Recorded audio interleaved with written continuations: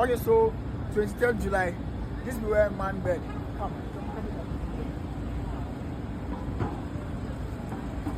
Then, this be where our bedroom. This side, where them my bag there, where Charlie. I check for her. Where they are chalk for her, where I just go to our bed. Good afternoon, everyone. My name is Charles Sam, and I am honored to share my journey in promoting human rights. Growing up in Ghana and now living in the US, which today marks my second year since I came to the US, I have witnessed how injustice and inequality affect young people's ability to dream, thrive, and live in dignity. Yeah, 24th July, I left Ghana, came here arrived here 25th July, and I didn't have anywhere to stay. So I was messaging people on LinkedIn and everything to give me a place to stay. And then coincidentally, one guy from Ghana, but then he left Ghana 18 years ago. He asked me to stay at his place. And I took a train for about 15 hours ride to the place he was staying, stayed with him for a month. And then after exactly 2 years, I'm back at the UN speaking. So it was like, I'm like, damn, within 2 years, I've been able to do all these things. Then meaning it's where I stayed in Ghana all my life. Nothing was going on. So yeah. Wow. Even though I'd done things, I'd published books in Ghana, but still. Wow. Okay, let's start officially. Yes, let's start. Because there's a lot to unpack. I'm telling you.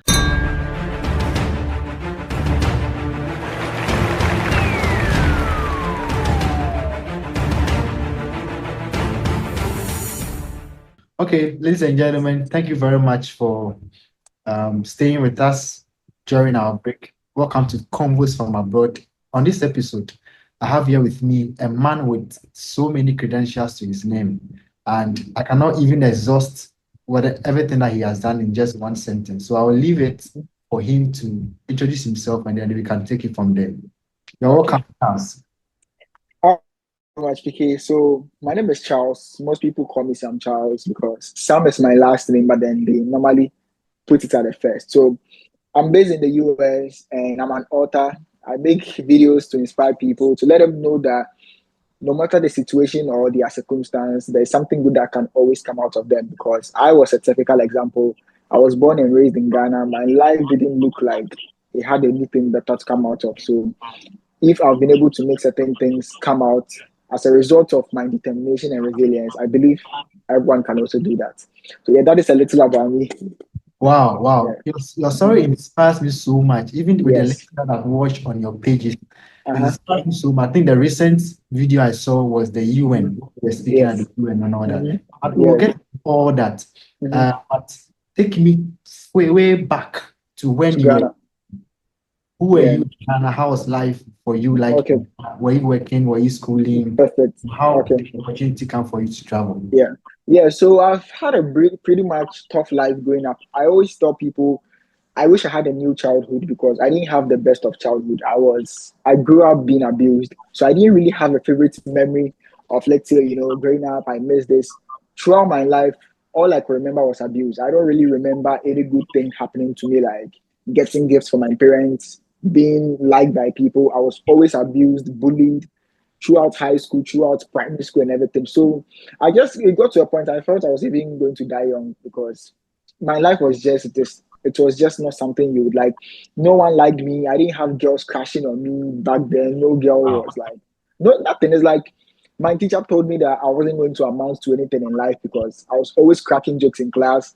Like I was always drumming. I was the type that drums. I like drumming. So, people are always hitting the decks drumming. And then she told me I wasn't a human being. Four of my class teachers weren't talking to me. My math teacher, my RME teacher, home economics teacher, and English teacher. They were all not talking to me. They said I'm not part of their class in their mind. So they will come to class, teach, they will not talk to me. Like I wasn't part of their students. They will pretend like they didn't see me in the class. I remember my math teacher, he would give assignments on the board. He would give people math questions to come to the board. And then he will not give me. He will give everyone. He will not mind me. He will not talk to me. It's like I wasn't part of his students. When he's punishing the whole class, he doesn't punish me. He didn't assume I was part of his class. So I didn't really have a great childhood growing up. And then went to high school, still being bullied by my own classmates, my own seniors, and then ended up getting a D. I had aggregate 26 in WASI. The reason why I'm able to talk about my WASI is because it didn't really matter. Your WASI doesn't determine anything. So had I get 26 in WASI, had a D7 in WASI format, and then no school in Ghana wanted to accept me. Legon didn't want to accept me. Tech, no. So I ended up going to UPSA to do diploma in communication studies, public relations management back then. So public relations management, the class, you could tell that you won't get any future with that course. And at that time, I was obsessed with America growing up. So I was like, I think this is the time to focus on the American journey. So I remember I would legit leave my class in UPSA to the US Embassy to go and study because the embassy had this library where you can go and use their PC and everything. So I would leave the class and people would be looking at me. I remember one time the professor was like, they should tell me that he will fail me because I left his class earlier. So my life wasn't really the best. UPSA, I didn't really have a good name there. Not because I was a bad person, but it's like I was just not that person people respected. It's Mm. when I traveled abroad that my life started changing before people started showing me that. But throughout my life, I've never had any sort of respect or like nothing. I've not had respect. I've not had love. I've not been in a relationship since Ghana. Nothing. It's like my life was just not anything you would love to know or to be in. You never want to be in my shoes. My classmates would see me in town and then they'll just shake their head because it's like there's no hope for me. That kind of vibe. They would see me and they'll pretend like they didn't know me. They wouldn't want to even be associated with me. People didn't want to be associated with me for so many reasons. So 2020 COVID-19 time, my life started changing because I had dropped out from UPSA. I couldn't pay for my school fees, 1,600 cedis. Oh yeah, 1,630 cedis back then. So I dropped out eventually. And before that, I already had receipts, about two receipts. So already my academic record was miserable. So I had dropped out from UPSA, staying at home from March 2020 till when I would get money to go back to school. No money, nothing. The person I was working with, back then we used to apply to schools for people and then we pay them. They pay us. So there was this guy that I was working with and he was just cheating me straight up. He would charge 5,000 cedis and he would give me 30 cedis. That is how much he was cheating me. Yeah. He would give me 20 cedis, 30 cedis, 30 cedis, 10 cedis. Like, and he would lie to me that the people haven't paid. So when I finish the work, he would pay me. And I was the one doing everything. So my family was surprised that I was working for this person and he was giving me 20 CDs, 30 CDs. So why don't I just do my own thing and stuff? So I had a fallout with him. We had an issue, plenty. It became a police case, but then I wasn't involved. Later, they arrested him and so many things. So 2020, my life started changing. Everyone had cut me off. I would wake up to just 7 messages on my phone. During my birthday, 4 people would wish me. It's like no one really cared about me. Everyone had forgotten about me. The people I used to do, I did my matriculation with. I saw them graduating. None of them reached out. Oh, we've not seen you in UPSC. What is happening? Nothing. And that kind of rejection no, I wouldn't say betrayal, that kind of separation that I had is what made me, by God's grace, who I am today or wherever I am. Because that separation caused me to focus on myself and to realize that when you're about to get into a different level, God always separates you from the crowd. He always. If people don't know this, but when people start living your life, when you are being withdrawn from people, you are very close to a huge blessing. Like, be very careful in those seasons. So I remember no one was talking to me, nothing.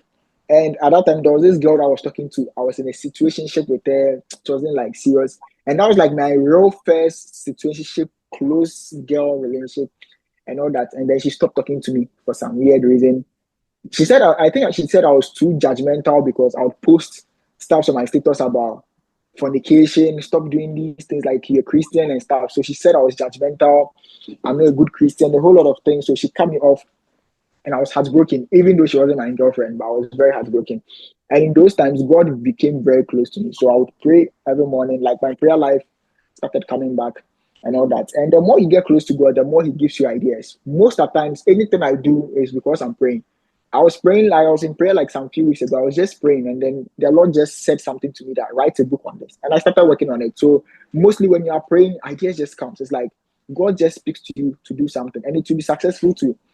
So that time, the Lord just said to me that write a book on fear. And one thing people didn't know about me is I've battled with fear as someone who is traumatized, who grew up in an abusive home. You and fear are like this. You are always living in fear because when you're talking to people, you feel they are judging you. You have fear of people. You are always people pleasing. You are scared that people want to harm you. It got to a certain point. I didn't talk to people because I thought everyone wanted to harm me. So I had an extreme level of fear. I was scared of basically anything, scared of insecurity, so many fears, like just, and then God telling me to write a book on fear. It's like, nah, it's not me. But then the desire just kept on coming. It's like, do it, do it, do it. And sometimes an idea will come, you just brush it off. But sometimes it's like it's pressing, it's like, come on, like, do it, do it. It was during that time, during COVID, the desire just came that no, write a book on fear. And then I'm like, okay, let me just do it. I didn't know how to publish a book, nothing. I'm like, I'll still do it regardless. I'm like, okay, I'm gonna do it regardless. So I started, pick the book and pen, and I just started writing my mind like fear is this, fear is that. I didn't know how I was going to get the books printed. I didn't know anything. Mine is I'm writing a book on fear. So let me just do it. So when I was doing it, it just came to me that let me just start small by making it an ebook. So I'm like, okay, I'm going to make the books ebook for now. And then later, if I get money, I'll print it. So I went on YouTube, how to make your books ebook. And then watching videos on books, ebooks and stuff. And I realized that I can actually publish them on Amazon and get the hard copies without spending a dime. Like, how? Did my research and realized that Amazon has the system where you self-publish. So you publish the book on their website. When someone orders it, they receive a copy. You don't even get to see the book. They just receive the book printed to them directly. So I started digging into it, and then I'm like, damn, like this is so cool. Let me just start working on my books. So at that time, I was volunteering for this electoral commission people, like this voters registration. So we were doing the voters registration in August, September, where people come and register, not the real election. So normally we didn't have a lot of people there. So when I go to work at that time, so I'll take my book to work, and then I'll be writing it, like writing the things that I want to do, write about, put in the book and stuff. And I remember one time I left the book. It was an exercise book. I left it on the table, and there was this woman that I was working with. She was so annoying at that time.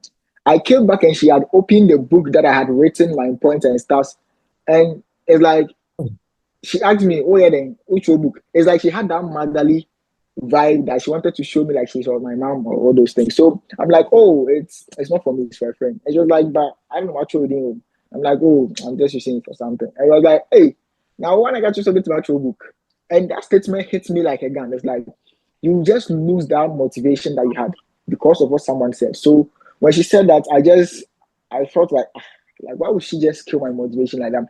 But anyways, it didn't really get to me to the point that I stopped. So I still kept on writing the book, just that I wasn't taking it to work. And along the line, I just felt it in my spirit I should write a book for new believers, born again Christians and stuff, people who are born again. So that book should rather be first. And since I have not dealt fully with my fear, I should put the fear book aside. I mean, why would you release a book on fear when you still have fears and stuff? We all have fears, but then yours is at like the extreme. I was scared of people. I couldn't talk to people because I had so much fear. I felt everyone wanted to harm me, everyone wanted to do me bad and stuff. So worked on that book. It's titled Now That You Are Born Again. I think I took the inspiration from Pastor Chris because I didn't even know how to title books.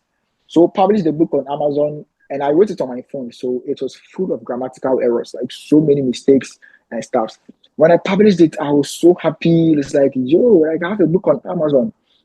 And I announced it on my Instagram, my Facebook. I didn't have TikTok back then. I wasn't TikTok. Like, I didn't even use TikTok. Posted it on my Instagram, Facebook, and I had gone off WhatsApp. I wasn't posting on WhatsApp for about 4 years. I never posted on WhatsApp. So it was just on my Instagram, Snapchat, and Facebook. So when I posted it, I intentionally turned off my phone because I was so nervous that people were going to be texting me that, oh, you have a book, congratulations.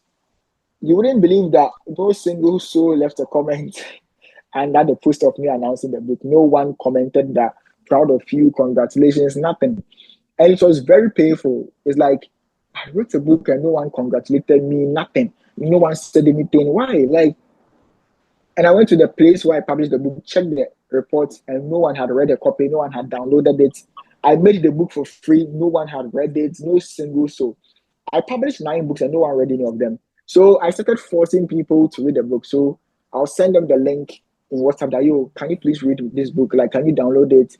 And then the first person who downloaded it was like, what is wrong? You didn't get anyone to review the book? And I'm like, why? So it has so much grammatical errors in it. And it's true. When I went to check so much mistakes, grammar, because I typed it on my phone. Imagine you've written it and then you're typing. I didn't have a laptop back then. So I typed everything on my phone, did the cover on my phone, everything. So when he said that it was full of grammatical errors, I quickly went there and I unpublished the book. I deleted it from the site because I felt bad and all that. So I was very sad, disappointed. No one was reading my books. And then one time I was just praying, and God just kept. It's like I got that reassurance that keep publishing. Don't worry. One day people will go back to those books. It's like a musician who makes songs. The songs will be there forever. Once one song hits, people will go back to your old songs. It's like when you saw my TikTok, you saw one video, but then you went back to watch the previous one. So that is what carried me through. Okay, one day people will find out about that one particular book, and then they'll go back and then they'll just go and read those ones. So I Yeah. was like, yo, let me just keep on publishing. And then just like that, ideas kept on coming. I could be working and then idea would just come, write a book on this. And then the second book was titled 90 Days of Power. So the plan was after the Now That You Are Born Again, I would make the 90 Days of Power, which was like a 3 months devotional. So when people give their life to Christ, I just give it to them. So when I evangelize to you, I just send that book to you that, hey, read this. And I started a church back then.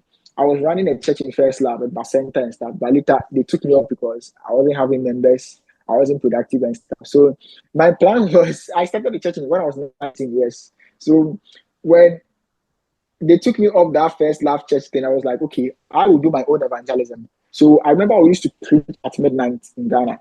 So I'll go and preach, shout in the neighborhood, give your life to Christ, blah, blah, blah. And I'll pray for them and I'll tell them that if you want to connect with me, this is my WhatsApp number. And then reach out to me. I have a book for you. No one will text me. No one will reach out, nothing. So the second book to no one read them. And then I went to the third book title. The third book was, I think, it was a book titled Pray or Become a Prayer. I think that was the third book. So that was my very third book, Pray or Become a Prayer, how to build a prayer life and stuff. So I republished those 3 books and made them together so that people would think that, oh, 3 books, okay, then we need to support. That one today didn't support. That was the third book. And then I went to my fourth book. I just kept on publishing because I thought one day if I travel abroad, they'll go and read them. And on the side, I was working on my visa too. Yeah, I was working on my visa as So well. all this while you have quitted UPSC. You Yes, I did had dropped out. Yeah, I had dropped out. So I didn't complete UPSC. were you Yeah. working? No, I wasn't working. So how I was making my money was through drop servicing. And I've been telling people all the time that no matter how broke you are, if you start to drop servicing, you can make something. So drop servicing was like when people needed something, I'll pretend like I was the one offering the service, and then I'll find someone and then give the job to them. So I used to do this school application thing. So I'll do it for people, they'll get admission. And at that time, I'd gotten an admission before. So I'll show to people that I know how to do it. And then they'll pay me. If you want to do a passport, I'll connect you to someone, they pay me, they'll give me commission, little, little. And then I was using to fund my study abroad. At that time, I was applying to Canada. So that was what I was using to fund it and all that whilst doing the book on the side. So three and a half years, I stayed at home just doing this and struggling and all that. So third book published, no one read them. And I was like, okay, I'm going to publish another set of 3 books. So I was publishing my books in 3 pieces. First three, second three, third three. The next 3 was titled The Book Full of Mistakes, and then Dangers of Sexual Sin. And then the last one was So You See. It's like it talks about Christians, the misconceptions people have about Christians. I was basically writing on things I knew about, so dangers of sexual sin, how to quit pornography, and these sexual sins and stuff.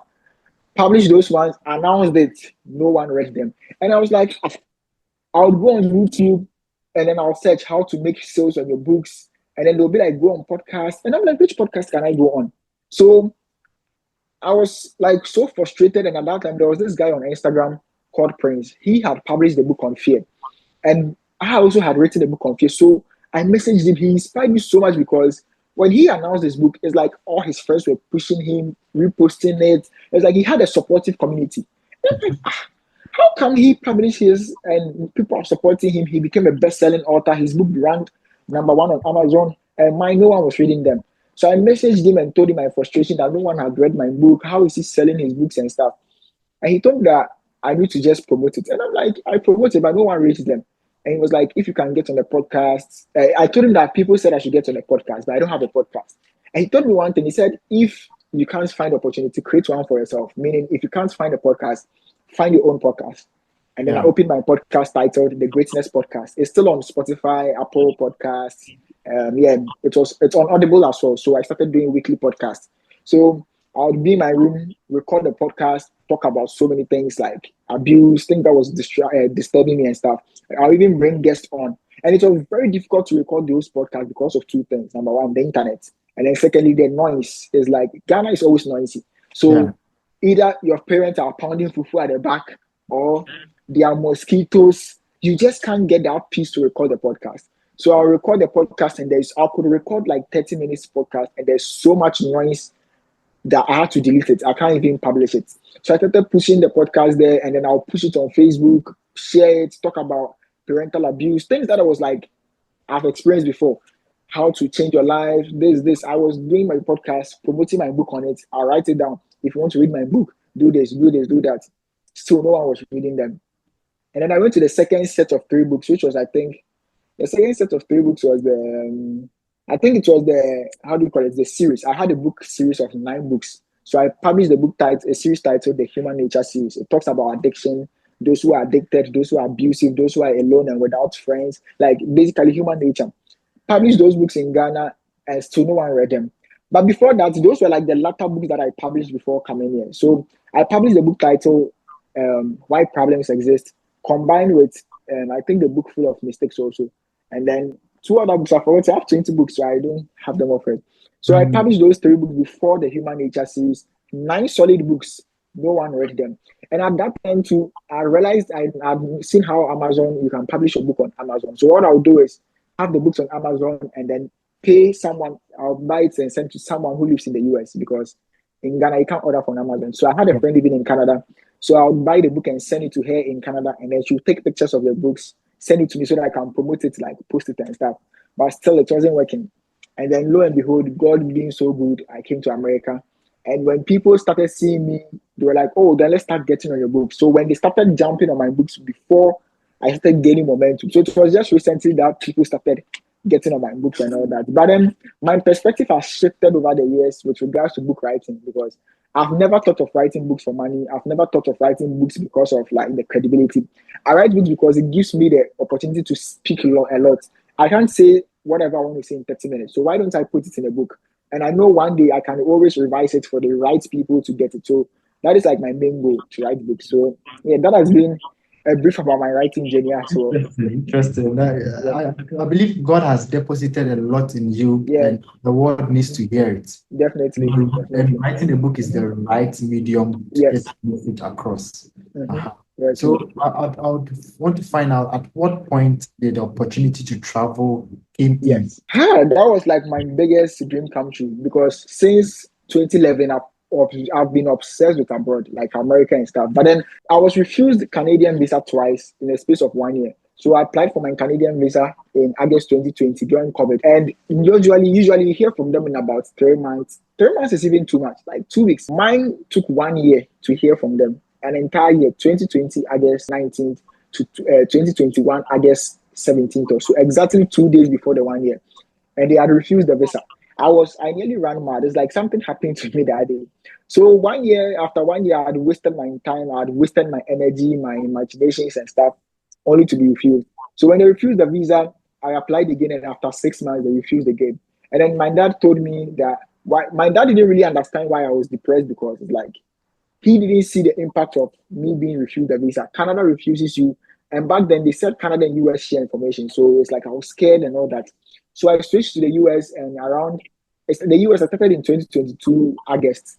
Yes. So I applied for the first one in August 2022. I didn't get it. Went again in January 2023. I didn't get it. And then exactly 5 years after I graduated from high school, May 11th, exactly 5 years. That was when I got it. So when I got it, it was like the biggest blessing because now I can promote my books. I can get opportunities to be on podcasts. I can be speaking at events, promoting my books and stuff. So it came in 2023 May. I got my visa in May 2023 and then came here, I think 4 months later, July. Yeah. Wow, wow, wow, wow. Mm-hmm. So I want to find out Mm-hmm. first application, you got refused. Second Refused. Second, application, refused. third one. Mm-hmm. What Yes. were what made them Reasons. give you the approval on the third Yeah, application? so it's more about, I think for me, I don't believe my interview was because of the way I spoke. I think it's God's time. When people ask me generally, I'm like, it's God that gave it to me because how I was even approved, my deficit at that time, my school fees was $26,000. People went with $10,000, they were refused. How mine happened was even miraculous. I had to even leave the queue for them to interview another person and then pretend to come back and then dodge a certain visa officer to go to a particular visa officer to be approved. So I think everything was just divine. I just feel it was divine. And how it happened was I was in the queue, and in the queue, I saw that a particular visa officer was refusing people. So I said Okay. to myself that I will not let that person interview me. So when it got Okay. to my turn to go to him, I left the queue to the restroom so that the person behind me will go to him rather. And then went to the restroom, went to kneel down and told God that I beg him. This is my plea, like every prayer that I could say. So I came to hide by the window, by the door of the restroom, trying to see if there's space and the one who was approving a lot. So the moment she had approved the person, I rushed and I was like, please, I was the next in line. And then I went to her. So I dodged the one who was refusing a lot of people. So mine was divine. I don't think it's Mm. human effort. It's divine. I don't believe it's human effort. So I believe in some way, Mhm. who introduced you is also a key. 100%, yes. 100%, yes. Wow. Yes. Was the lady? Yes. Yeah, Was she? lady. I'm an Indian lady. So anytime I meet Indians, I tell them that you people, God will bless you because an Indian lady was the one who approved me. So God will bless you. Wow. Yeah. How was the feeling like when you got approved? It's I don't know. I thought the world was about to end because I didn't see myself getting. Imagine 3.5 years, no good thing had happened to you. You know, to get a certain point in your life, just opposite things like bad things will be happening to you. So, if one good thing happened, you don't think it's real. You feel like, no, something is about to spoil it. So, for about 4 months, I was scared. I thought that maybe the world would end, or maybe, God forbid, I would die because it's like, oh, after he got his visa, now he's dead. It's like something.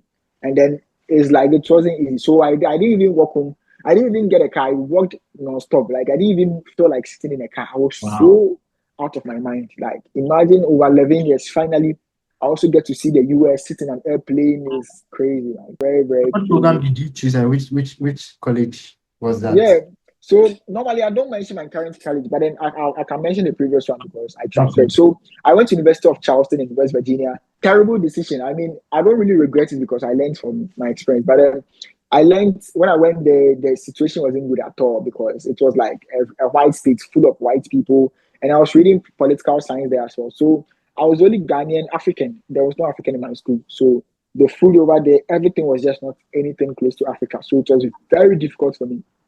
I had to transfer. So now I've moved to a new state, new school. We got to a point, someone even reported me to the US immigration because he knew my school. So when I transfer schools, I don't tell people the school, I don't tell the state because people found out the school I attended and they were just reporting me because of TikTok. Just imagine Wow. TikTok up and then so I just transferred and then I've been keeping mute on my school. Wow. Wow. I see. I see. Yeah. Then what do you call it? You mentioned that you also had a deficit of about Yeah, 26. 26,000, yes. How did you Mhm. convince them? Yes. Okay, so with the 26,000, I had 19,500 in scholarship. So I told my dad is a pastor, so I just had to spread his title. I was like, oh, he's a radio host, he's a school proprietor, he has 3 different branches and all that. So I think that also convinced them. Telling them that he has branches and stuff made them realize that, oh, okay, then he actually have the funds. So I think the way I packaged my answers was what made them like approve me. I believe And so. and you use his proof of funds to show. Yes, but yeah, I think they checked it, but they didn't really check the balance. They just brushed Okay. through it. She just brushed through it. I mean, if they approve you, they will not really waste your time. That is what I've seen. If they approve you, they Wow. will not really stress or like no, no, no, no. So the day you got approved, which day did you move from Ghana to? Yeah, I moved from Ghana from May, June, July. Okay, so May. I had the entire of May because I got it on 11th May. So May, June, I left Ghana July ended. So for 3 months. So I had 3 months to be quiet, like focusing on like abroad. I didn't even go out. I was always indoors. But I Yeah, went very out, I think, nice. 2 days before. Yes, I was just indoors always. I couldn't even go out because I was like, no, like I don't want anything to spoil my this thing. Yes, I was just Uh, indoors, low key and all that. Charlie. It wasn't easy. It I wasn't see. easy. I see. Mhm. I'll make happy for you. Yeah. So okay. So let's talk about the very first day you got In the US. the foot of the Hmm. US. Yeah. Did you already know someone there? Was there a house that you were going into? Yeah. How was the preparations like? Yeah. So unfortunately, I didn't really have anyone here. I had cousins, but they didn't mind me. So I had cousins living in New York. I landed in New York, but then they didn't say anything to me. And I was talking to this girl at that time. She also saw me. I had arrived. She didn't say a word to me. She didn't say anything. And I think that was my cue to know that these people weren't friends. Like they were not people I was supposed to even be with. So I'm a person that's like, I just believe I don't think I need people. I'm not. It's not like I'm being selfish, but I don't really depend on people so much. I feel like I can do everything on my own. I don't believe I need to have this person to do this because when I'm doing things alone, I feel like yes, I can actually do it rather than counting on people. So when I came here and then no one helped me, it really gingered me. It was like, okay, I'm going to really build my life from the scratch, from scratch. I was going to do it. So I started writing down my plans in a notebook. I came here with $100, no food, nothing. And the first day, I already spent like 30 something dollars in New York because I was buying water, food. I was hungry. I've not eaten for 2 days. So I went back to my school in West Virginia with about 60 something dollars. And then no food, no plan of work, nothing. And then I started life from there. So first day, it's like it was so unreal that I was also in the US, like seeing, and I landed in New York as well. So skyscrapers and all these things. So it's like, yo, like this thing is actually real. Like the country is actually real and all that. So my first day was just crazy, but then that evening it was very chaotic because I had to sleep at the roadside. So that Wow. was the unfortunate part. You didn't have any place to go. Nowhere, nowhere. What did It you was do? it was later. It was later that evening that a guy I was talking to, he was in, I think, Columbia University. He was the only person who reached out to me that, hey, are you okay? I've seen that you're in the US now. Because I used to question him that, oh, how is the US and stuff?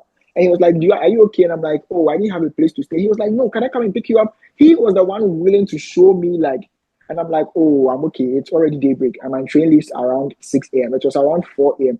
He was the only person called Ben. He's called Benz, and I always mention his name. So he was the only person who really showed because I had not seen him till date. I have not seen him.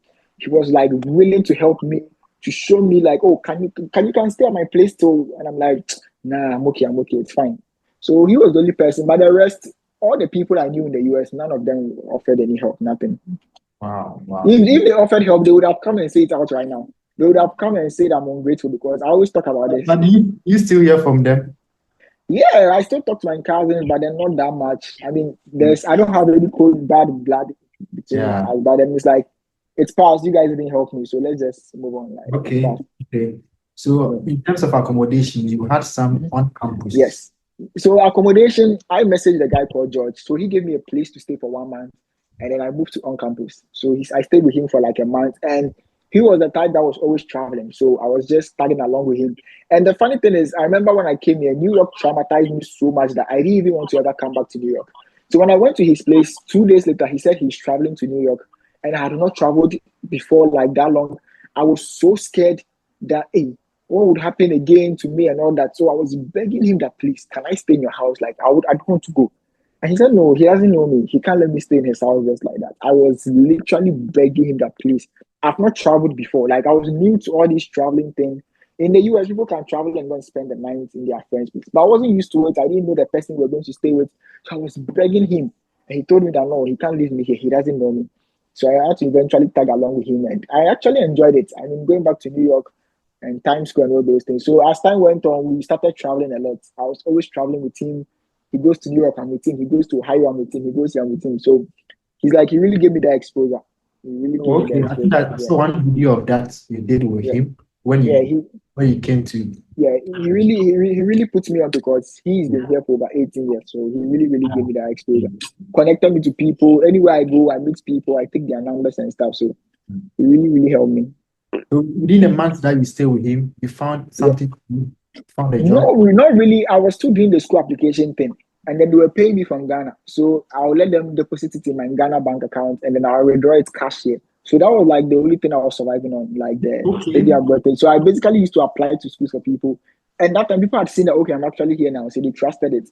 So I was just applying for people, getting them admission, and most of them are here. A lot of people are here through me. They don't just come out, but then a lot of people came here through me, Okay. like a lot So of so them. was it that you are not finding job over I there mean, you or can't work. You're a student. You can't work off campus, and on campus only starts when school starts, and school started in a month later.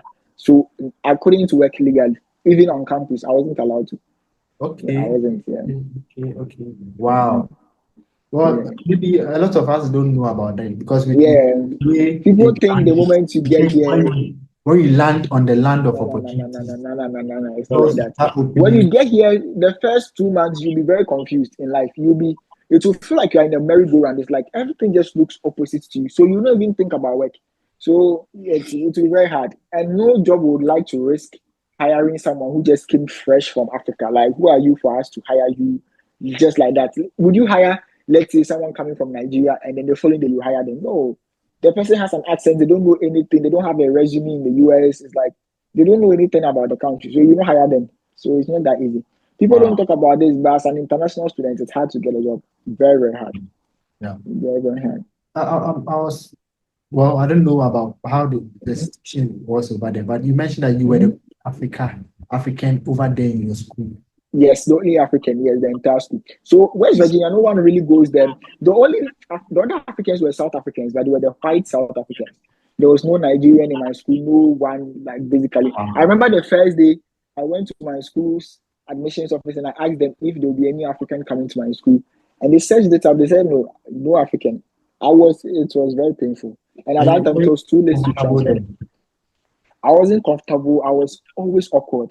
Like I never had a social life in that school. I didn't have friends, nothing. It was later that I got some friends who later betrayed me and stuff. But then I was always being talked about. When I enter a room, everyone is looking at me. When I pass it, they're all looking at me because it's like you are the only.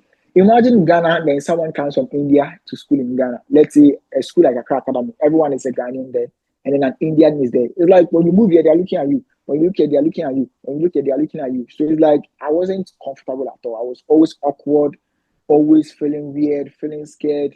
Like it's very sad. Very, very Wow. pain. Very, very difficult. So West Virginia. how long did you stay there? Yeah, Was it just a after year and a half. semester? Yeah, I left there December 2024. From July 2023 and then left there December 2024. So that So means just yeah. 8 months ago. Just a year and a half. Yeah. Okay. Yeah. Wow. Did you Mm. have a job on campus? Yes, I had an IT job and then a library job, and I was also a resident assistant. Yeah, so the So resident assistant is like, money. yeah, yes, three, and I also worked for the football team, so I had four jobs because I had to pay my school fees. Were So you I was not working were you not how do you call it? Defaulting on passing. 20, Oh no 20 no hours no a no! week. I think the library was 10 hours a week, and then the resident assistant didn't count as a job because it was a position that is being paid, so it didn't count as a job. And then I was working for the football team. That one also didn't count as a job because it was like a contract. So I used to do their laundry for them. Like I'll film their practice. So over here, when they are practicing on the field, they need someone to record their videos. So they put me on a crane for about 30 feet up in the skies on the crane, and then I'll be filming from above the a different angle, finish, go to their laundry room with their sweaty jerseys, over 200 people's jerseys, and then I'll put it in the laundry. When I'm done, I'll lock the stadium, and then Hey, that was it. Yes, it was. I how worked much were a you lot. paid for that? They gave me a scholarship, so it wasn't like a payment. So they gave me a Ah, semester. I think they gave me $4,000 a semester for filming them and then their laundry. They needed oh, two people, but I was like, I can do the two of them. I can just record when I'm done. I'll go and wash their clothes. So I think they combined two people's scholarships for me, and then you I had had to do it. guys. Yeah, I mean, when you put okay, naturally, I would say so because I'm the type that really, I mean, when I want something, I get it. Like, I'll go for things that I want. It's like, I'm very serious in a way. Like, I'm very serious in life in a way. Like, I don't know, it's not intentional, but like, it just comes. Like, when the opportunity comes, I'm like, yeah, I can do it. And it And was very embarrassing sometimes because watching these kids throwing their jerseys in the basket and they are just standing there in gloves, it was very shameful. It's like, but then I just kept on saying to my mind that, well, it's a temporary thing. It's like temporary. It's not anything permanent. I'll get over it. I'll get over it. I kept on saying, and I've washed dishes too before. In my school's okay, cafeteria, I used to wash dishes. I Yes, think it seems like dish washing is something that is yes. common over there. Everyone will do it. A lot Yes, of everyone people. does it. Yeah. Oh, okay. Okay, Mm-hmm. so let me ask this. Before Mm-hmm. you landed in America, I believe you had Yes, some perceptions about yes. America and all Mm-hmm. that. When you Mm-hmm. finally came and spent Mm-hmm. some time over there, how did the Yes. perception compare with the realities That, of yeah. So when I was in Ghana, I used to think Americans were nice people because when you come to Ghana, when they come to visit Ghana, you see them taking pictures with us, like they are smiling and all that. And also, I used to watch a lot of American YouTubers. Like I used to binge watch Mr. Beast, all these pranksters and stuff. So I used to think America was like heaven because they will do a challenge and they will give away $10,000. And I'm like, America, $10,000 is small. It's small for them. They mean I can make a lot of money and stuff. When I Mhm. came here and I realized that even $20 is a lot of money for them. $20 is like an hour worth of money. So no one would be willing to sacrifice an hour's worth of money to you. And the people here are not so nice. I was in West Virginia and the things they did to me there, it was So I used to think Americans were nice, but it's not. Americans are not that nice like you think. They are not that nice. You could meet some people and the way they will treat you, you will feel like going back to Ghana. I sat in bars so many times, no one wanted to sit by me. Even though there'll be space, no one would want to sit by you. They'll go and park themselves at the back. They will not want to sit by you because they don't know you, you are not their friend, they just don't want to be close to you. Wow. Wow. Charlie. So I mean, I've been through it, but I feel like it's the experience that everyone has to go through. Everyone will have to go through an experience. So Hmm. I don't really complain. Okay. So when will we, at what point will you say you really like you really blended in and now you know that okay, right now I have settled Mm, in, I'm yeah, making it small, or I wouldn't say I know my way around. I wouldn't say I blended in, but America is such that you learn the hard way. You don't learn from people's experiences. You fall in trouble and you learn from it. Let's say you make a mistake and they will fine you over $200, $300, and then you learn from it. So I think the more I got into problems, the more I was learning. The more I had friends, and they later showed me that no, in America there's nothing like friends here. Then I learned from it. So it's not like someone really told me something. It's like the more I experience things, the more experience that I had, the more I was traveling, the more I was doing stuff, the more I got blended. And I also, the more I started doing things for myself, and I realized that even the Americans couldn't do those things. And I'm like, oh, so I'm actually not that bad. These people are actually not special or they are not better than us. And then I started saying that, okay, I blend in. So now I'm not scared of an American.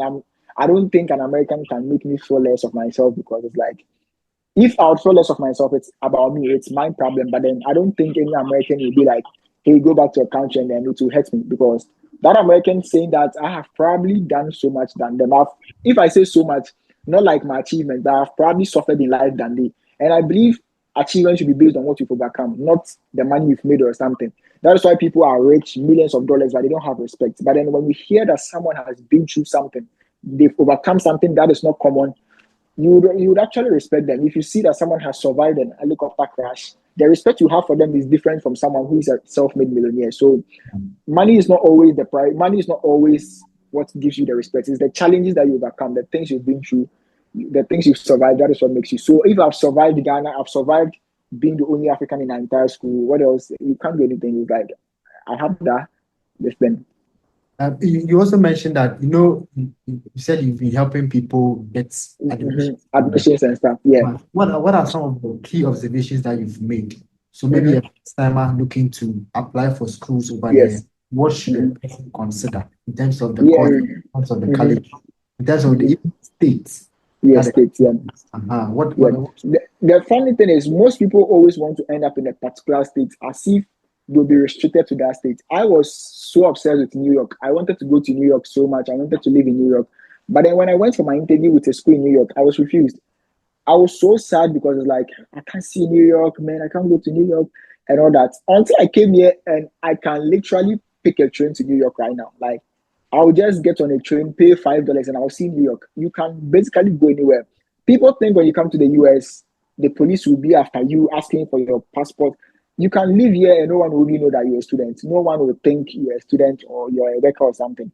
No one cares about your immigration status unless you fall in trouble. So one mistake people I've seen people making is they want to be tied to a particular state because their uncle lives there or their auntie lives there or their friend lives there. But I always tell people that choose a state that has like the cheapest schools, the lowest cost of living. It would affect the school's fees. So once you get it, the fees are low. It gives you a higher chances of getting visa approved. Once you get approved, you come here, you just transfer to any state of your choice because you wouldn't need any interview. So people think they are supposed to go to a particular state. Oh, my uncle lives in Florida and he wants me to come to him. But Florida, the cost of living is moderate. It's okay. And they'll be like, oh, my uncle lives in New York. New York is like the one of the most expensive states. It has about 24%. It has about 24% high. It's 24% higher than the regular state's cost of living. It's 24% higher than average cost of living in West Virginia. So imagine if West Virginia's cost of living every year is $10,000 times 24%, it will be about $30,000 in New York. So people don't know all these things. They think, oh, it's all about the school or the state or my uncle living there. They don't know all these things. So people think you can just go to any state without considering the cost of living over there. Yeah. I Hmm. did that mistake, ended up in West Virginia and went to suffer all these sufferings. Okay. So what would be your top three programs you would recommend for a first time? Program, I always tell people to get into STEM programs. Don't do reading programs because Americans are already doing the reading programs like music, communications, media, marketing. These programs, it's flooded. People can go on YouTube and watch marketing videos and become and get a job. So do a program that is like professional. Get into engineering, computer science, intelligence stuff, like stuff that are like very difficult. We Africans are tough. We are smarter than these people over here. So do like difficult courses that would give you advantage over the average American, because if you do marketing and the American does marketing, they will pick him over you. So do something they haven't done, put so much value on yourself, take a lot of courses, a lot of online courses because they are not taking it. You take a lot of courses, volunteer, do these volunteering jobs, get experiences on your resume because they graduating high school alone gives them a job. In America, you don't need a college degree for a job. You just need a high school or something, you get a job. So don't be like them and have the same resume. Like give them a top gap. So get into STEM, computer science, engineering. Even computer science is getting saturated. So engineering, if you can afford, you go to law school. Something like very professional. These professional Mhm. programs and stuff. Yeah, Mhm. nursing also there are a lot of jobs for nursing here. Mhm. But then of You course the did Americans take political it. science or political Yes, law? I did political science. Yeah, political science. Okay. Yeah, Okay. I did political science because it's like I would want to continue not undergraduate. I wanted to do the political science because it's easier and I'll get a higher GPA to do my masters. So maybe masters I'll get into a business program or like a more professional program in the masters because I just wanted to get a GPA higher. And over here, when you get a high GPA, you can just do any masters. So I just wanted to go to business school. I'll probably go and do business administration or something very unique. Okay. That's like yeah. Mhm. Okay. And then in terms Yeah. of what would be your three top And colleges? then in colleges, Yeah. top three, it depends. Right now, the way a system is, it's about how you can afford the fees. They don't care about the school's reputation because every school has a reputation. Once you come in school in America, even in a community college, everyone will respect you. So it's more about your ability to afford. So people will be like, oh, I got in school. They said they are number one, whatever. No, it's not. Ghana is not like America. Is not like Ghana where people brag about going to Legon or Tech or something. People go to Harvard.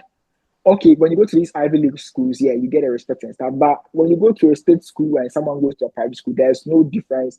You don't feel like you are better than the other person. It's not like that over here. So I always tell people to go with a school that has the lowest fees. Because when you come here and the school has the name and you're not able to pay your fees, you'll be in trouble. That is the worst thing to ever happen to you. I was Hmm. nearly sacked from my school because I couldn't pay the fees. And Wow. you wouldn't want to experience that. It's very, Wow. very sad. You, Yeah. you, you didn't take a student loan? Yeah, so when I came here, within 3 days, they asked me to pack my things and leave if I don't clear the balance of eleven Hey. thousand dollars for that semester. And I remember I was kneeling down by my bed asking God if He intentionally brought me here to suffer. It's like you wouldn't want to feel it. Getting emails, final notice, urgent. It's like very traumatizing. It's very, very traumatizing. Imagine where are you going? Nothing. So it was very difficult. That is when I got the scholarships to work for the school. Some will be our core America, and you know Mhm. that there is school fees to pay, and Yes. there was no like any plan to pay the. Backup plan, nothing. I just went, and I don't advise people to do what I did. Don't come here thinking God will do it or you figure it out. Come with a solid plan. Like, don't ever, because people call me all the time. Sam, my school is telling me that if I don't pay my blah blah blah, and I'm like, I don't even know what to tell them because you were supposed to have like a backup plan all the time. Either you have a relative to co-sign a loan for you or something. You can't just come here thinking, oh, these people think you don't have the money. So when you show them that you don't have the money, they will not even waste time cutting you off. They will cut you off quickly. So don't come here without a backup. I did that mistake and I regret it because I was very stressed. Like for first 4 days in school, I couldn't even focus in class. Wow. Yes, sir. Yes. So how did the magic happen? What? Yeah, that was when I got the on-campus jobs. And they were like, Okay. they didn't even pay me Okay. for it. They were going to give it to me in scholarships. And then it's paid for my fees and all those things. And then I had time to save money for like the subsequent semesters. Okay. Okay. Okay. Okay. That's great, Charlie. Yes. You have a great story. So far, Yeah. how many states have you been so far? Oh, so far I think I've been to over 20 states. If not wrong, I've been to almost every state except like I've not been to Las Vegas before. I've not been to Arizona. I've not been to Mississippi. Rhode. I've been to almost all the popular states in America. So Almost which all. which one? Which top three? Which one would be your top three states? Definitely California, I love California because of the diversity there. It's like the sun is shining there. There's so much diversity there.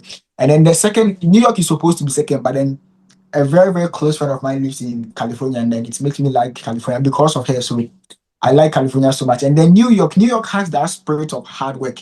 The moment you enter New York, you just become serious in life because everyone is walking around, there's noise, the train, you automatically be serious. So even if you have low motivation, just go to New York. You will get motivated easily. And then the next state after New York could probably be, I think my favorite state, my third favorite state should probably be, yeah, probably Washington DC because of Trump's people like politics and stuff. DC is very comported. It's like it's very calm, very very diplomatic. You see diplomacy order. So California, Washington, New York, my top three states. And then what would be your West states? West states, I would say my West state would have been this thing, Tennessee. So Tennessee, Memphis, Tennessee, they have a lot of crime, stealing cars. And when I went to Tennessee, I didn't really have a great experience there. We went to watch Ghana versus USA match in Tennessee, and the weather was so cold. We were freezing. We nearly had an accident. And all that. So all these things reminds me of the things that we went through there. So Tennessee, Your thing with the UN. yes, What is it actually? What role do you play with this yeah. together? So okay, so I serve as an observer for DMUN Foundation. It's called Discover Model UN. It's based in Washington. So I am like a representative for them.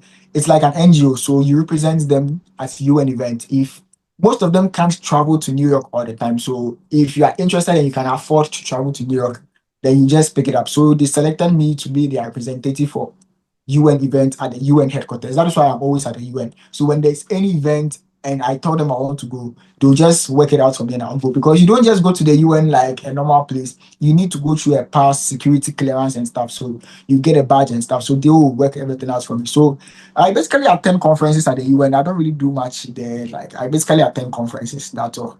Or do you have some kind of political ambitions in the future? No, nah, for now, there no political ambitions. I'm just attending because of like it's cool to go to the UN. If I wanted to be a politician by now, I would be blasting our government in Ghana. But for now, no political ambition.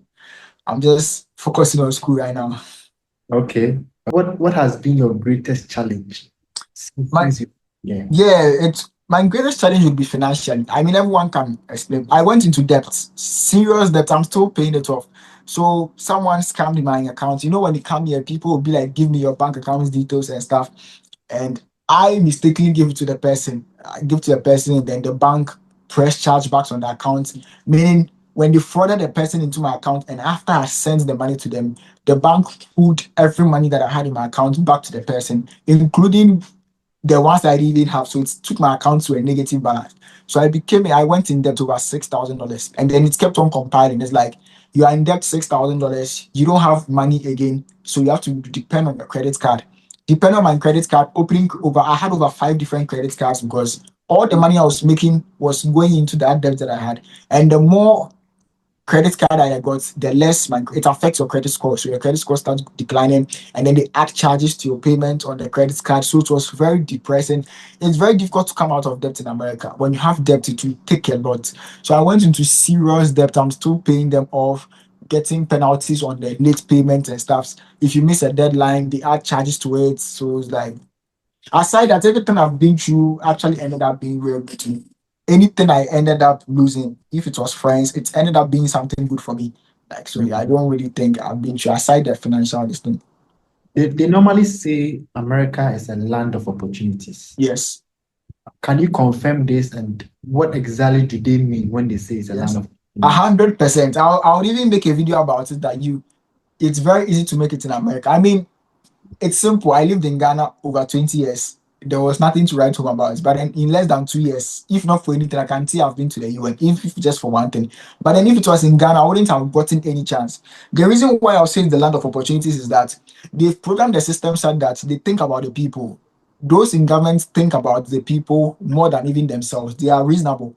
Like they don't think they should come into power and then squander all the money that they have. It's for the people, use it for them. But then where we come from, they see politics that once they struggle to get into power, they need to use the money to enrich themselves. That is why we have broken bridges and all those things. But in America, you can't come here and you see a road where it's broken. It's like they have common sense, they will fix it.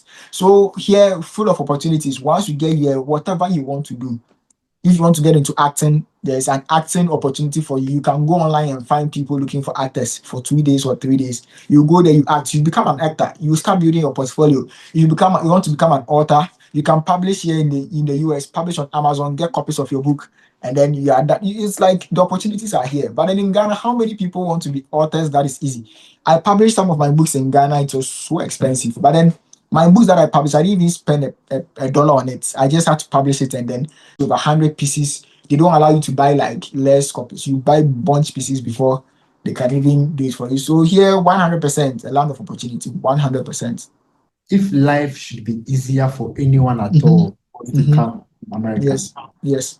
what are some of the advice you give to that person? Mm-hmm. Life to be easier for them when they come Yes. to America as a Yes. student. From my experience, I would say that plan ahead. One thing that really helped me, I think I did something in Ghana called my 5 year plan also. When I come to the US, the first year, the things that I'll do. So plan ahead. Don't come here without a plan. Don't ever come here without a plan that, oh, like, oh, I'll come to the US and then I'll work here. No, no, no. Always come with a plan. Where do you see yourself in 5 years? Or maybe I see myself in this field. What can I do? Which people do I need to network with? Some people just come here and then they meet certain people, certain Ghanaians in their schools, and then all they do is to hang out with them in their rooms all day. They don't do anything. They are just chilling. Oh, I'm in America, I'm having fun. No, utilize all the opportunities here. One of the fears that people have for me is that I'm an international student and I'm doing all these things. No one would even ask you when you have a driver's license, they don't write international student on it. When you apply for some, they don't even ask. No one knows you're an international student. So you shouldn't let those international student thing limit you. Any vision, any dream that you have, just go for it. No one will stop you. No one will ever say that, oh, you're an international student. You can't travel. You can't do this. Traveling in the US, you don't need a passport. You need your ID card or something. You travel, no one will do anything. So explore and then don't let what people would say about you stop you. Because when I came here, people said so many things, even with the UN.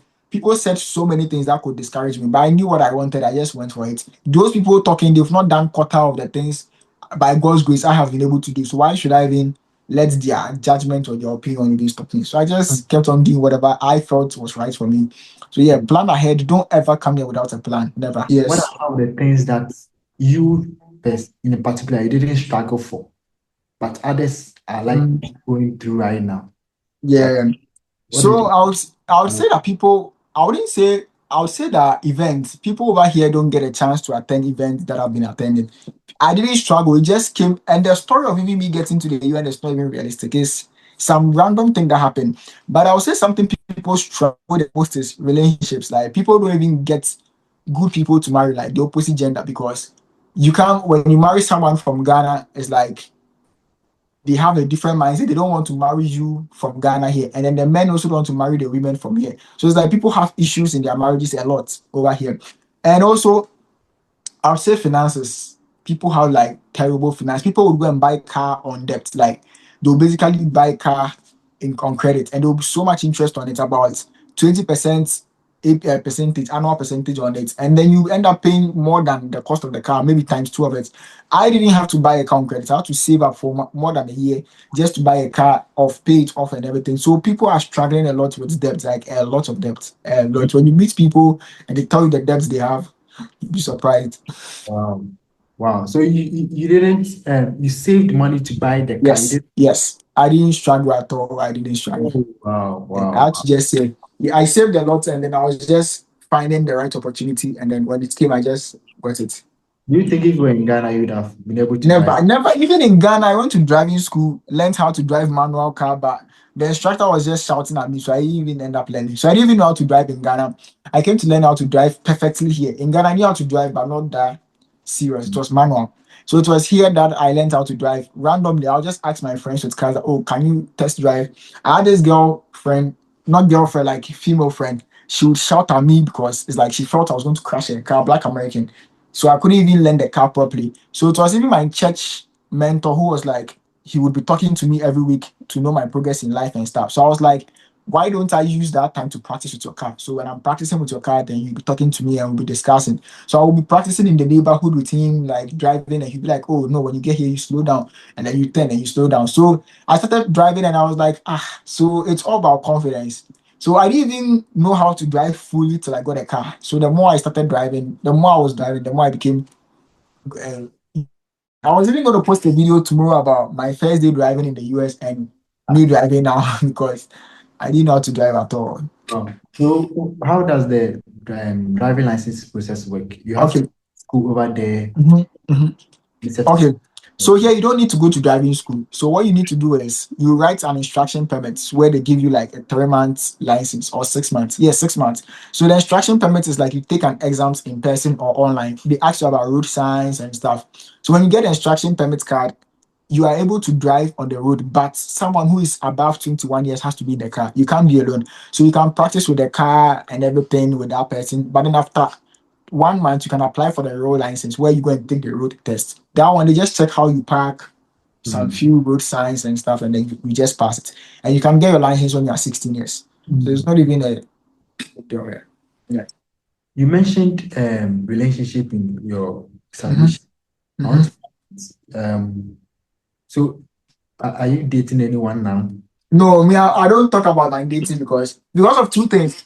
Number one, a lot of people are people investigate me a lot, and I don't understand their reason. It's like people Yeah. always want to find out Uh-huh. if I ever get into a relationship or even if I'm in one, I'll never post it because Okay. I Yes. feel it's cringe. Number one, people always want to know who you are with. I remember when I came here, I had a lot of friends. I'll post them, and my Ghanaian friends would go and look through their page, DM them and stuff.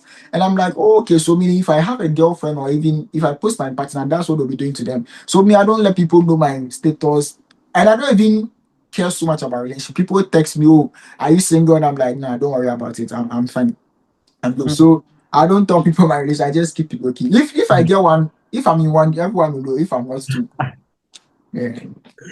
I see. But do you sometimes miss home? I miss Ghana right now. I don't miss the system in Ghana, but I just miss Ghana because I need to update certain documents like my Ghana card and those things. That is the reason why I miss Ghana. And also, it's been 2 years, so it's like you definitely once you come to the US 1 month, you miss Ghana. 1 month, you would miss Ghana. You would wish to go What back to what Ghana. what will make you miss Ghana? You because the system is difficult here. You are not used to it. You come here, everything is just strict, systematic. So it's like you wish to go back to your old habits. It's like you are breaking your habits. So you miss waking up and then not having to rush to get a bath because you can just stop the church and then get into it. But then over here, it's like everything is systematic. You have to rush for a bus. If you don't have your phone on you, you are in trouble because everything is on your phone. You can't just be living normal here. You have to be systematic, planned, programmed. So I miss Ghana so many times. So many times I miss Ghana. Yeah, in Isn't Ghana, if you don't pay your rent, you can sleep. But then here, if you don't pay your rent, they'll kick you out. isn't it ironic that before we even move from Ghana to Ghana, America, we we tell are ourselves we will not come back again. Yes. once we get there, we Mhm. want to come back. Want to come back because you miss the system. You Wow. miss the system. Wow. Wow. Wow. You miss Wow. the system so much. I see. I see. What, Mhm. what what are the things that you say that you are the most proud of so far being in Oh, a to be honest, I'm proud of the things I've been through. I always tell people around me that sometimes I look back, I love to think about the things I've been through in life. So I'll say that I'm proud of the things I've been through in life. I don't regret suffering in life. I don't regret struggling in life. I feel proud that many years ago I couldn't even buy internet bundle when I was in Ghana. I was begging people for money, 10 cities, 20 cities, 5 cities, and they will be telling me their mind. So I just sometimes think about it and I'm like, nah, I've tried. I really came from Ghana, like even if I don't achieve anything in life, I'm proud that I was alone in my old school, the only African there. The entire school didn't like me. They were always gossiping about me. They all followed me on Instagram in a span of 2 days or so because they said my posts were judgmental. I used to post a lot of scriptures. And I think one time I posted about these gay people and stuff, and they canceled me in the school. So the wow. entire school was against me. It's like I'm proud that I've been through those challenges. I'm very, very proud. I'm not proud of the things that people see, but the challenges that I've been through. Like I'm so proud of the things I've survived. The people rejecting me and all those things. I'm so proud that Is I there an went through those things. experience you would consider your worst so far? Like an experience. Your worst. Yeah, it would be West Virginia again. So okay, yeah. So one time I was working as a resident assistant. When I was working as a resident assistant, I didn't understand how the instructions were, the things I was supposed to do, and we're a team. So I wasn't paying attention. I think I was paying attention, but I didn't understand the whole thing. So they asked us to do something, but I didn't understand. So I was asking this girl, and she was visually impaired. So I was always asking her, please, I didn't understand what they said today in the lecture, this thing. Can you explain? And I think she told the other members of the group that I'm always asking her questions. I think the way she said it, she probably told them that I'm always worrying her and stuff. And this girl, she was, I think, 18 years old. So she walked up to me and she really addressed me. Like, she really disrespected me so much. She was like, I didn't mean to be rude, blah, blah, blah. It's like those American girls, she really told me her mind. Like, I was like, yo, and I was just quite looking at her because it's like you've already lost if you challenge her. Like, I just kept quiet watching her. So till date, if I remember that experience, I feel bad because it's like this girl, she was adopted. I heard she was adopted. It's like I look at her, the things I have been through in life, she hasn't experienced quarter. I was from Ghana, like the things I've survived, I was way older than her. And for her to just come and walk up to me and talk to me because I'm from Africa, like the disrespect alone, to date, if I remember, I just feel bad. I just cry inside me. But then it's part of life. You have to go through it. Wow, Charlie. It is well. It is well. Yeah. I believe you So said a true. lot, and we are Yeah. wrapping. Um, what do you call it? And with the recent change in government over there Yes. and Trump's some administration. policies that are coming up and all that, how is it? Mhm. How are you guys coping? How is it affecting you? Oh, Been any? obviously, you're going to feel nervous sometimes because there are always new policies. So Mm, when you see a news, F1 visa holders will no longer blah blah blah. You get scared. But then aside that, you are okay. Once you get into the system, you realize that all these things are not serious because there's always a way out. There's always a way out for you as an international student. There's always you can get a job, they will file for you, you can get married, which is like the easiest. There's mm, always a way out. So we are sometimes scared because what if they make it strict that you have to go back to your country, blah blah blah. But aside that, we are okay. No international student is worried. It's those in Ghana that are worried and stuff. But we are not worried at all. We are okay. Very mm, okay. Charlie, Charlie, thanks so much. You shared a lot with Mhm. me. I always love to share the experience that I've had because I Yeah. feel it has a reason. It has a purpose that's right.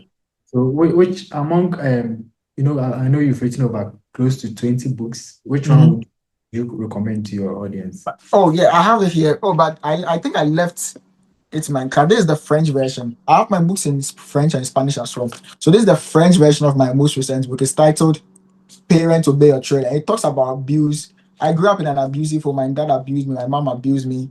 And Hmm. I wrote a book on how to heal from parental abuse because that is the most common thing in Ghana right now. Abuse, parental abuse in the name of discipline. So I wrote about it, letting them know abuse, discipline is not about slapping your child. A teacher in Ghana will slap a student and tell them that you are disciplining them. All these things affected me. The beatings, the slaps, all those things they affected me. So it's like, nah, we don't our generation, we need to break that cycle of trauma. They pass it on to them. You see your parents making reference to their fathers. My dad would have done this to you. You are lucky, your generation, you guys can't do this anymore. My time, and I'm like, this is trauma. It's not that their parents were disciplined, it's trauma, they traumatize them. So that's what the book talks about, and it's in French, it's in Spanish. And then I like the books, my one of my books, the book on rejection. It talks about my rejection story and stuff, but then it's also in Ghana. So if you're in Ghana, you can get a copy. That is the only book in Ghana that I have. I'm not going to send my books back to Ghana, but then that would be like the only books in Ghana. Why? Why would you send it I the other? mean, a lot of people wanted it, but when it came, the turnout wasn't the best. So I had to just stop selling in Ghana and focus on the American audience because the Americans, they'll say it and they'll do it. The Americans will be like, oh, I'll get your book, and then they'll get it. They'll even say it. You'll be then, they'll take a picture and send it to you. Hey, I got your book. But then in Ghana, they'll be like, I can't wait to read it. I can't wait for you to bring it. And then I'll spend so much money, order copies to Ghana from here. It wasn't even that I was publishing it from Ghana. I bought bulk, like a bulk. Imagine buying over 30 copies from the US, the printing alone, and then shipping it to Ghana, letting someone ship it to send it to Ghana for you, and then the 10 hours people don't really buy it like they said we were going to buy it. I struggled before I even cleared it off their shop, but there are still some few copies there. So I'm not going to be selling in Ghana. My books will not go to Ghana. And besides, I expected it to happen because Ghanaians, I don't ever think Ghanaians will support me. I'm from Ghana. Your king, they will not support someone from their country. That has been the norm. Yes, I don't think about Ghanaians as my audience at all. No, I don't. Ghanaians, over to you. Is there anything commercial that you are doing that you'd want others to know and to? Oh, for now, no. They should go to my YouTube. They should subscribe to my YouTube. I want to be more serious on YouTube now. So aside that, I don't really have anything I'm selling. I have an ebook titled The American Dream, but then it's like it's on my YouTube. When you go there, you just click the link. If you want a summary of how to build the American dream from Ghana, applying for your visas, finding schools, how to build a successful life in the US, it's like a 25-page ebook. You can just go and get it. It's on my YouTube channel. Like just my most recent video, the comments session, and then boom, it will be there. Okay. I see. So, listeners, will put the links to Hmm? those ebooks, My YouTube channel, especially. and then you can go and then check him out over Mhm. there. It's Sam Charles on YouTube. Yes. Yeah, Yes. Charles, the man with many hats. Oh, And yeah. yeah, By God's grace, I've been able to help a lot of people as well. We've done a lot of things. Like I've been able to I've helped a lot of people. They just don't say I don't post it. I'm not the type that will post I got my visa approved, but people get their 3 days ago. There's this couple in the UK, they got their visas approved. It's like I've been helping a lot of people, but I just don't talk about it that much. I feel like it's cringe because come in. anyone who is watching and would want to get some guidance from you and contact you directly. Yes, on Instagram only. If you contact me on TikTok, it might not count because TikTok is they've shadow. I think when I send too many messages, they just shadow ban me. So Instagram would be best. Okay. Yeah. Okay. All right. Do you have any final words?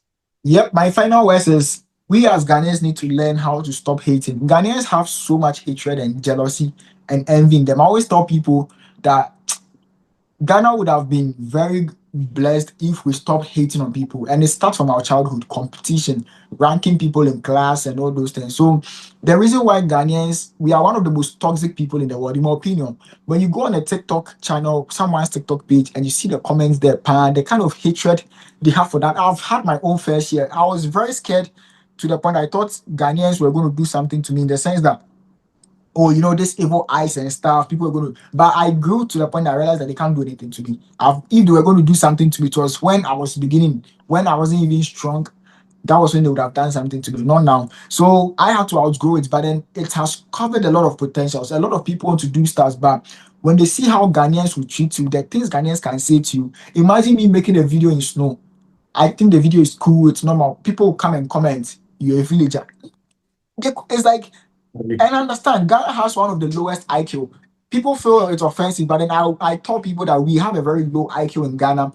We have about 50, we average about 50 in IQ. In America, the average is like 115. So the kind of things, the kind of content you create in Ghana is so it's like low IQ content. You see content of people doing videos of drinking things like they'll mix drinks and they'll be drinking, they'll be painting their face. And I question myself, what is the point? And funny thing is, these kind of videos are the ones that go far in Ghana. People are like, oh, yeah, you are very funny. But then when you make a video to empower people, and they'll be like, oh, you are talking too much. Shut up, you are making noise.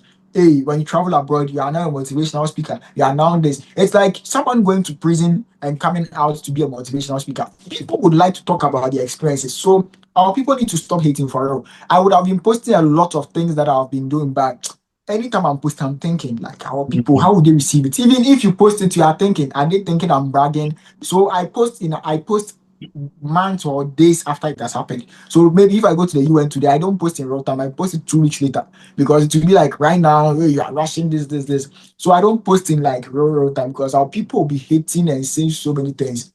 They don't know how to support people. They'll never support you. Never. Ghanaians will never support you Wow. unless there's a scandal about you or something. Like they'll never support you. So our people, let's stop the hate. Let's support each other because we are all Ghanaians. Hate doesn't win. It's always love. You need to show people love and respect. You have to be clapping for people before God also shows up for you. So yeah, that is what I have to share to my people. Yeah. Thank you very much. Do you have any shout outs to give? Yeah. Shout outs to Kelvin Quay. He's in Ghana. He'll definitely watch it. He was my friend from high school. And Kelvin Quay was one of my closest friends. We struggled. I remember I went to Accra Academy. We were so broke to the point that we could go months without seeing money, like touching money. And I remember we'll go to the canteen and then there'll be kinky. We will not get food, so we'll go to the kitchen and go and take kinky about 4. And then we'll come to the hall. We didn't have provisions. We'll go and beg for sugar and stuff, and they will be mashing them like without granules, nothing. We suffered like Accra Academy was very difficult. We'll be begging people for Gary and all those things. So Kelvin and I have really been through it. So shout out to him and Kelvin. He's also in Michigan, my childhood best friend. So Kelvin is also from since 20, I've known him since 2009, over 15 years.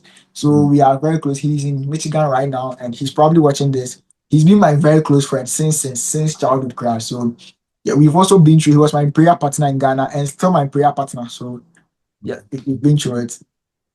Okay, Charlie.